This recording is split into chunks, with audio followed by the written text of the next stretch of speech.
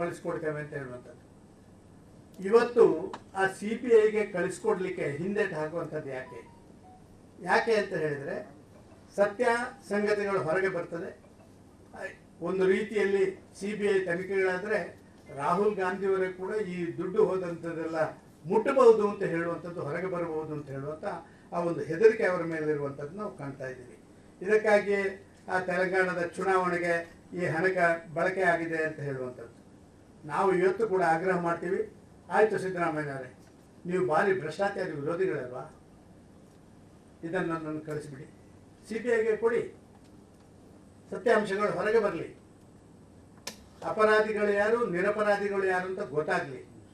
ನಾಗೇಂದ್ರ ಯಾರು ಅಥವಾ ಆ ಬಡಪಾಯಿ ಪದ್ಮನಾಭರಿಗೆ ಯಾಕೆ ಈ ಪರಿಸ್ಥಿತಿ ಆಯಿತು ಅಂತ ಹೇಳುವಂಥದ್ದು ಹೊರಗೆ ಬರಲಿ.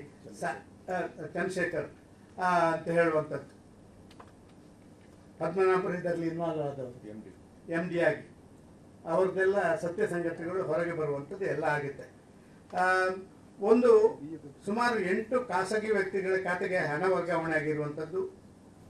ಇದು ರಾಜ್ಯ ಸರ್ಕಾರ ಇದರ ಬಗ್ಗೆ ಮಾಹಿತಿಗಳನ್ನೇ ಯಾಕೆ ಕೊಡ್ತಾ ಇಲ್ಲ?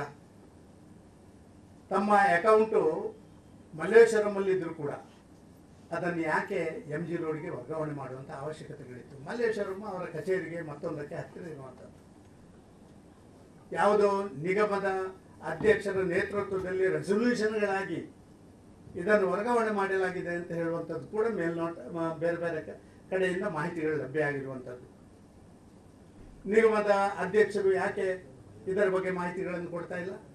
ನಿಗಮದ ಅಧ್ಯಕ್ಷರಿಗೆ ಸತ್ಯ ಸಂಗತಿಗಳನ್ನು ಹೇಳುವಂಥ ಪ್ರಯತ್ನಗಳನ್ನು ಯಾಕೆ ಮಾಡ್ತಾ ಇಲ್ಲ? ಆದ ಕಾರಣ ನಾನು ಇವತ್ತು ಕೂಡ ಆಗ್ರಹ ಮಾಡ್ತೀನಿ, ನಾಗೇಂದ್ರ ನಡಿ ಈಗ ಶುರು ಮಾಡೋಣ. ಕೇಸರಿಯಿಂದ ಮನೋಲ್ಲಾಸ ಮನಸ್ಸು ಮತ್ತೇರಿ ಕುಣಿದಾಡಿದೆ ನೋಡು, ಮನಸ್ಸು ಮತ್ತೇರಿ ಕುಣಿದಾಡಿದೆ ನೋಡು. ಕ್ಷಣ ಕ್ಷಣವೂ ಆಚರಿಸಿ ಕೇಸರಿ ಹಬ್ಬ. ವಿಮಲ್ ಬಾಯಲ್ಲಿ ಹೇಳಿ ಕೇಸರಿ. ಎಷ್ಟು ದಿವಸ ಇದರ ಒಳಗೆ ಇರ್ತಾರ, ಮಂತ್ರಿಯಾಗಿ ಮುಂದುವರಿತಾರ, ಅಷ್ಟು ದಿವಸ ಸತ್ಯಾಂಶ ಹೊರಗೆ ಬರಲಿಕ್ಕೆ ಸಾಧ್ಯ ಇಲ್ಲ. SIT ಖಂಡಿತವಾಗಿಯೂ ಅದು ಒಂದು ನಮ್ಮ ರಾಜ್ಯ ಸರ್ಕಾರದ ಪ್ರಾಯೋಜಿತ ಇನ್ವೆಸ್ಟಿಗೇಟಿಂಗ್ ಏಜೆನ್ಸಿ, ಅವರಿಂದ ಸತ್ಯ ಸಂಗತಿ ಹೊರಗೆ ಬರಲಿಕ್ಕೆ ಸಾಧ್ಯ ಆಗುವುದಿಲ್ಲ. CBI ಇದನ್ನು ತನಿಖೆ ಮಾಡಬೇಕು. ನಾವು 6ನೇ ತಾರೀಕುವರೆಗೆ ನೋಡ್ತೀವಿ.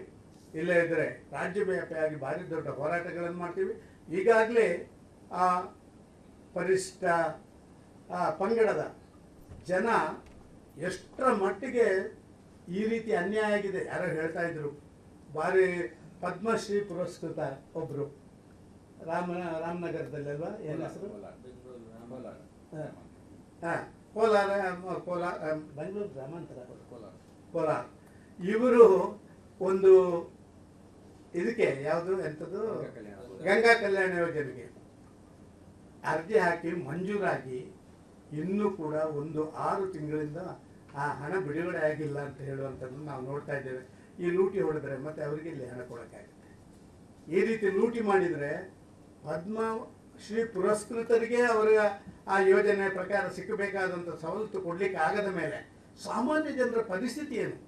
ಒಂದು ಗಂಭೀರ ಇಶ್ಯೂ ಇದು. ಆದ ಕಾರಣ ಇದರ ಬಗ್ಗೆ ದೊಡ್ಡ ರೀತಿಯ ತನಿಖೆ ಆಗಬೇಕು ಅಂತ ಹೇಳುವಂಥ ಆಗ್ರಹವನ್ನು ಮಾಡ್ತೇವೆ. 2 ದಿನದಿಂದ ನಾಗೇಂದ್ರ ಕಾಣೆಯಾಗಿದ್ದಾರೆ, ಎಲ್ಲಿದ್ದಾರೆ ಅಂತ ಗೊತ್ತಿಲ್ಲ. ಆಗಾಗ ಯಾರೆಲ್ಲ ಈ ರೀತಿ ಮಾಡ್ತಾರೋ ಅವರೆಲ್ಲ ಕಾಣೆ ಆಗುವಂಥದ್ದನ್ನು ನಾವು ನೋಡ್ತಾ ಇದ್ದೀವಿ. ಆದ ಕಾರಣ ಕಾಣೆ ಆಗಿದ್ದಾರೋ ಅಥವಾ ಕಾಣೆ ಆಗುವಂತೆ ನಮ್ಮ ಮುಖ್ಯಮಂತ್ರಿಗಳು ನಿರ್ದೇಶನ ನೀಡಿದ್ದಾರೋ ಇದರ ಬಗ್ಗೆ ಕೂಡ ಮುಖ್ಯಮಂತ್ರಿಗಳು ಹೇಳುವಂಥ ಅವಶ್ಯಕತೆ ಇದೆ ಅಂತ ನಾನು ಭಾವಿಸ್ತಾ ಇದ್ದೇನೆ. ಇವತ್ತು ಯೂನಿಯನ್ ಬ್ಯಾಂಕಿನವರು ಕೇಳಿದ್ದಾರೆ CBIಗೆ ವರ್ಗಾವಣೆ ಮಾಡಿ.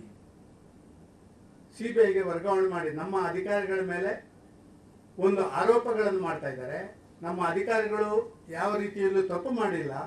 ಆದ ಕಾರಣ ನಾವೊಂದು ಬ್ಯಾಂಕಿನವರು ನಮ್ಮ ಮೇಲೆ ಈ ರೀತಿ ಆರೋಪವನ್ನು ಮಾಡುವಂಥ ಪರಿಸ್ಥಿತಿ ನಿರ್ಮಾಣ ಆದಾಗ CBI ತನಿಖೆ ಮಾಡಿ ಅಂತ ಹೇಳಿದ್ದಾರೆ.